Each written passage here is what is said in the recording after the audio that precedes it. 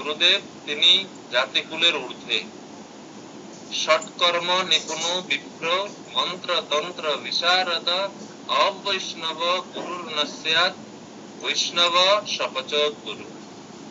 পদ্মপুরাণের শ্লোক এটা। বলা হচ্ছে ষটকর্ম নিপুণ, ষট 6 প্রকার কর্মে নিপুণ। 6 প্রকার কর্ম কি? যজন যাজন, অধ্যয়ন, অধ্যাপন, দান ও প্রতিগ্রহ। এই হচ্ছে 6 প্রকার, বা এগুলোকে, এই 6টাকে বলা হয় একসাথে ষট কর্ম। এটা একজন ব্রাহ্মণ মানে এই 6টি কর্ম তিনি করবেন। এই জন্য বলতে ষট কর্ম নিপুণ বিপ্র। যে বিপ্র বা যে ব্রাহ্মণ এই 6 প্রকার কর্মে অত্যন্ত নিপুণ এবং যিনি মন্ত্রতন্ত্র বিশারদ, কিন্তু সে ব্রাহ্মণ যদি বৈষ্ণব না হয়, অবৈষ্ণব হয়, তাহলে গুরুর ন, তিনি গুরু হতে পারেন না। কিন্তু বিপরীত পক্ষে on the other hand, চণ্ডালকুল প্রকটিত, চণ্ডালকুলে জন্মগ্রহণকারী কোন বিষ্ণু ভক্তি পরায়ণ বৈষ্ণব যদি কেউ হয়, তিনি যদি চণ্ডালকুলে জন্মগ্রহণ করেন, তিনি গুরু হবার যোগ্য। পদ্মপুরাণে বলা হয়েছে অবৈষ্ণব গুরুর নস্যাৎ, বৈষ্ণব সপচ গুরু। সপচ কুলে জন্মগ্রহণ করলেও তিনি যদি হরিভক্তি পরায়ণ শুদ্ধ ভক্ত হন, তাহলে উনি গুরু হওয়ার যোগ্য। সেজন্য গুরুকে জাতি বর্ণের দ্বারা বিচার করা যায় না। পদ্মপুরাণে আরো বলা হচ্ছে বৈষ্ণব যিনি, তিনি হচ্ছেন গুরু। বৈষ্ণব শুধু গুরু না, তিনি সমস্ত বর্ণের, সমস্ত আশ্রমের গুরু হচ্ছেন বৈষ্ণব। বিপ্র ক্ষত্রিয় বৈশ্যাশ্চ গুরুব শূদ্র জন্মনাম, শূদ্রাশ্চ গুরুবস্ত্রেষাং ত্রয়াণাম ভগবৎ প্রিয়া। বিপ্র মানে ব্রাহ্মণ, ক্ষত্রিয় ও বৈশ্য জাতি, শূদ্র কুলোদ্ভূত ব্যক্তিগণের গুরু হতে পারেন। এটা হচ্ছে সাধারণ বিধি। সাধারণ বিধি হচ্ছে শূদ্রদের গুরু কে হতে পারেন? বিপ্র হতে পারেন, ক্ষত্রিয় হতে পারেন, বৈশ্য হতে পারেন। কেননা শূদ্র কুল হচ্ছে সবচেয়ে নিচে, সেজন্য বিপ্ররা তাদের গুরু হতে পারে, শূদ্রদের গুরু হতে পারে, ক্ষত্রিয়রা গুরু হতে পারে, বৈশ্য গুরু হতে পারে। এটা হচ্ছে সাধারণ বিধি। কিন্তু ভগবত মার্গে এই বিধি এরকম এই সিরিয়ালে থাকে না। যিনি ভগবত প্রিয়, ভগবানের প্রিয়, ভগবানের শুদ্ধ ভক্ত বৈষ্ণব, তিনি শূদ্রকুলে অবতীর্ণ হলেও উক্ত 3 বর্ণের গুরু হওয়ার যোগ্য। উক্ত 3 বর্ণ মানে কি? ব্রাহ্মণ, ক্ষত্রিয়, বৈশ্য। এই 3 বর্ণের গুরু হতে পারে সে শূদ্র কুলোদ্ভূত বৈষ্ণব। এজন্য বৈষ্ণবের জাতি বুদ্ধি করা উচিত। শ্রীমদ্ ভাগবত বলছে বৈষ্ণবের জাতি বুদ্ধি ইয়া করতি নারকী এবস। যে বৈষ্ণবদের জাতি বুদ্ধি করে, জাতির উপর ভিত্তি করে বিচার করে, তিনি সে নরকগামী হয়। চৈতন্য চরিতামৃতে বলেছে কিবা বিপ্র কিবা ন্যাসী শূদ্র কেন নয়, যেই কৃষ্ণ তত্ত্ববেত্তা সেই গুরু হয় রে। কিবা বর্ণী কিবা শ্রমী কিবা বর্ণাশ্রমহীন, কৃষ্ণ তত্ত্ববেত্তা যেই সেই আচার্য প্রবীণ। কিবা বর্ণী মানে কে কোন বর্ণের আছে, কে কোন আশ্রমের আছে, কে বর্ণাশ্রমহীন, এসব না। বিচার হচ্ছে কৃষ্ণ তত্ত্ববেত্তা কিনা তিনি। কৃষ্ণ তত্ত্ববেত্তা যেই সেই আচার্য প্রবীণ, তিনি হচ্ছেন আচার্য। আসল কথা ছাড়ি ভাই বর্ণে যে করে আদর, অসৎ গুরু করি তার বিনষ্ট পূর্বাপর। যে আসল কথা অর্থাৎ কৃষ্ণ ভক্তি বা কৃষ্ণ তত্ত্ববেত্তা কিনা, এই জিনিস না বিচার করে যে বর্ণে আদর করে, মানে বর্ণের উপরে ব্রাহ্মণ, ক্ষত্রিয় ইত্যাদি আদর করে, সে অসৎ গুরু আশ্রয় অবলম্বন করে সে ভক্তির থেকে বা তার মনুষ্য জীবন থেকে, মনুষ্য জীবনের স্বার্থকতা থেকে সে অনেক দূরে চলে যায়। এভাবে প্রেম বিবর্তক গ্রন্থে বর্ণনা করা হচ্ছে।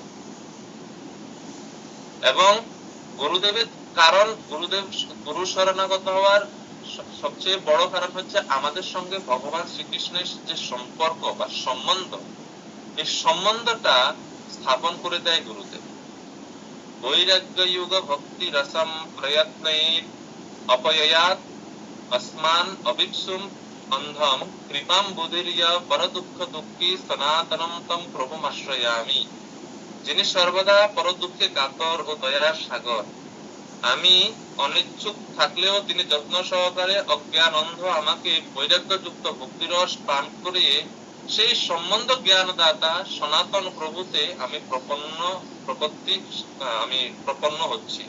এভাবে দাস গোস্বামী, রঘুনাথ দাস গোস্বামী ওনার গুরুদেব সনাতন গোস্বামীর কাছে এভাবে স্তুতি করছেন যে হে গুরুদেব সনাতন গোস্বামী, আপনি হচ্ছেন সম্বন্ধ জ্ঞান দাতা, আপনি সম্বন্ধ জ্ঞান প্রদান করেন, গুরুদেব সম্বন্ধ জ্ঞান প্রদান করে শিষ্যকে।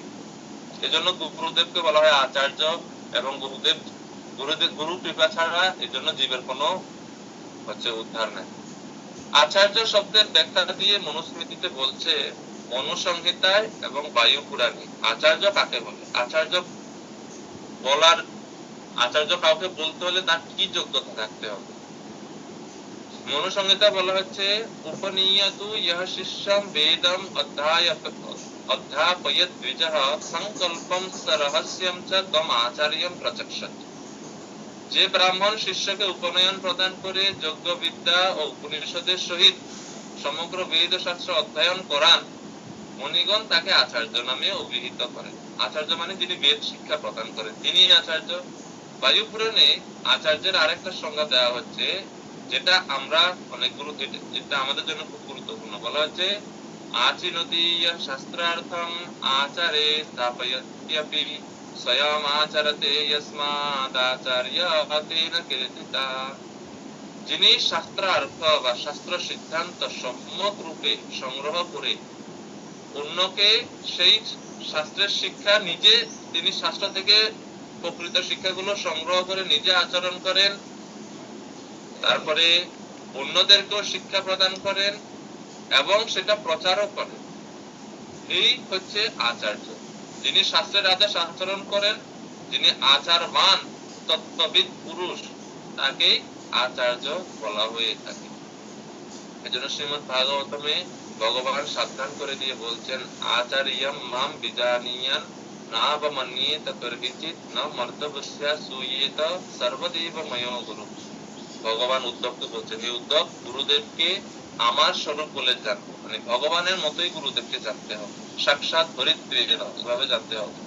গুরুদের সামান্য বুদ্ধি বা মর্ত বুদ্ধি, গুরুদেবের শরীর তো আমাদের মতোই, মানুষের মতোই, ন মর্ত বুদ্ধ, মর্তের মতো, মানুষের মতো, মরণশীল মানুষের মতো কখনো গুরুদেবকে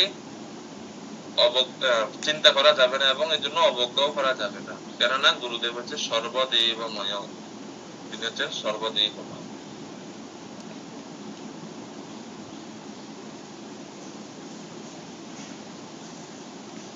তো এইভাবে গুরু তত্ত্ব সম্বন্ধে বৈদিক শাস্ত্রে আরো বিস্তারিত বর্ণনা রয়েছে।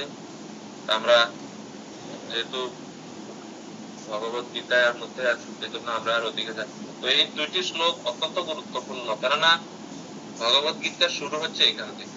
যতক্ষণ না পর্যন্ত অর্জুন শিষ্য হচ্ছেন ততক্ষণ পর্যন্ত কৃষ্ণ উপদেশ দিচ্ছেন।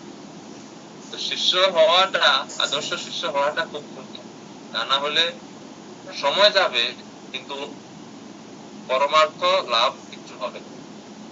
গুরুদেব কৃপাবারে বর্ষণ করছে, কিন্তু সেই কৃপাবারে যদি আমি ধারণ করতে না পারি তাহলে দোষ, দুর্ভাগ্য আমার। তো সেই জন্য এই বিষয়টা আমাদের খুব ভালোভাবে জানা। প্রভুপাদ এই 8 নম্বর শ্লোকের তাৎপর্য গুরুদেব সম্পর্কে বিস্তারিত